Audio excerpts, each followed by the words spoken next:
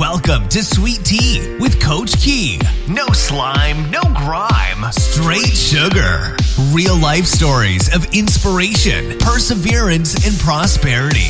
I hope you have your teacups ready. We have the sugar.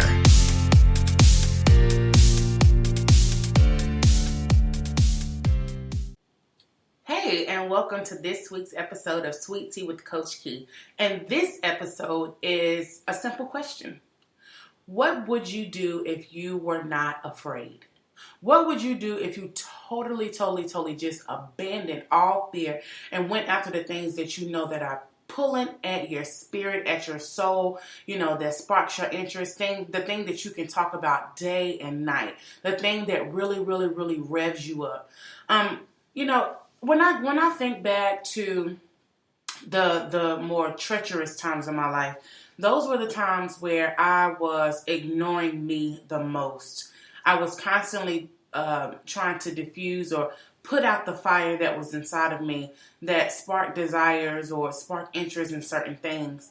And I just went with what was convenient or what made the most sense, not really listening to myself and honing in to the purpose or the desires that God placed in my heart. Now, they aren't there by mistake, but my life really changed when I really stepped outside of fear. It's kind of like a bubble, like fear has you in a bubble. It goes with you everywhere you go, like wherever you decide to go, but it's like an invisible bubble, so you have to, or a clear bubble, so you have to pull yourself out of that and step outside of that and live your life according to with wisdom, but also the desires of your heart. And I just wonder what would life look like if you abandon fear and you just 1,000,000% just totally went after all the things that, make you happy, that make you fulfilled, brings out the side of you that we don't see that often or at all. If it's something that you want to do, let's say that before you leave this earth, you want to skydive, or you want to collaborate with a certain celebrity to feed homeless children, or whatever it is, you constantly putting that fire out inside of you to go to work every day just to pay your bills. Wow.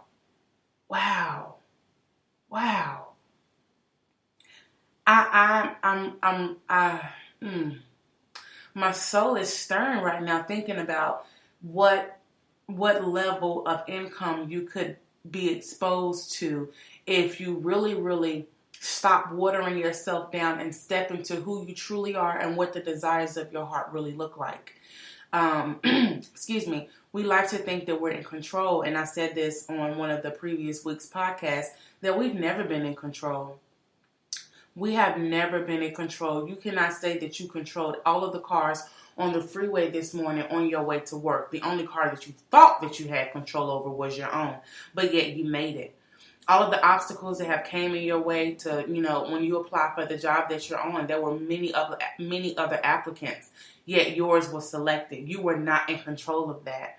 So why is it that we think that we're in control when it comes to taking risks and stepping outside of our comfort zone and living the life that we truly do deserve? I don't understand. I don't get that. And I don't get it because I see so many amazing people with so much crazy out of this world potential. Like, I know that I have potential. I know that I bring goodness into the world. I know what my purpose is, but I do not.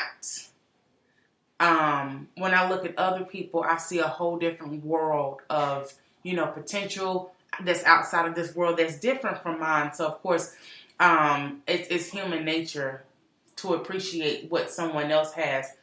Sometimes a little bit more than what you have. And it's just something that I never even thought of before.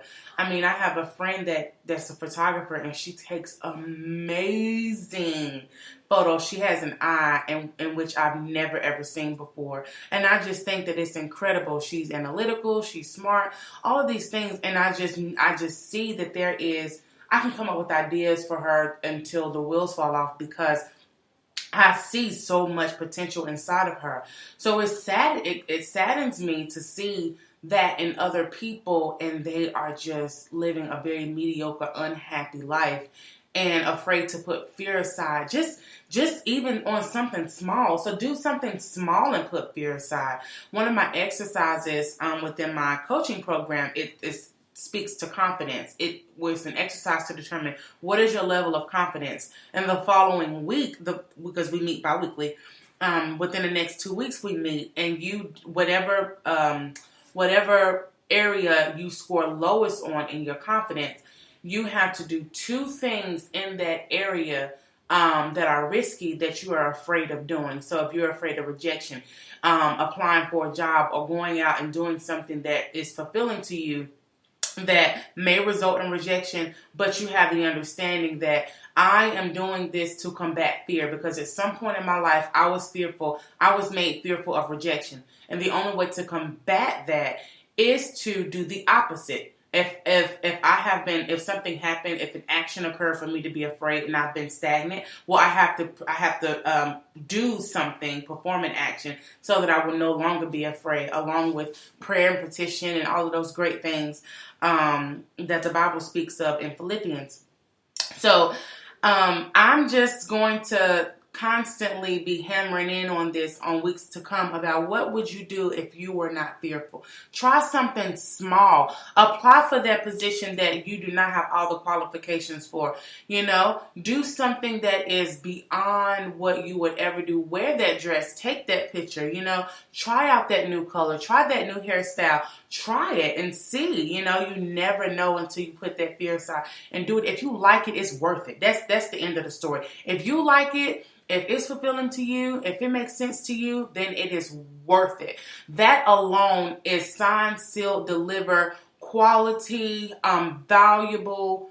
Yes, it's not something that you just put out with a fire extinguisher. If you like it, I love it. I hope that you all have a great week. And also, you can contact me.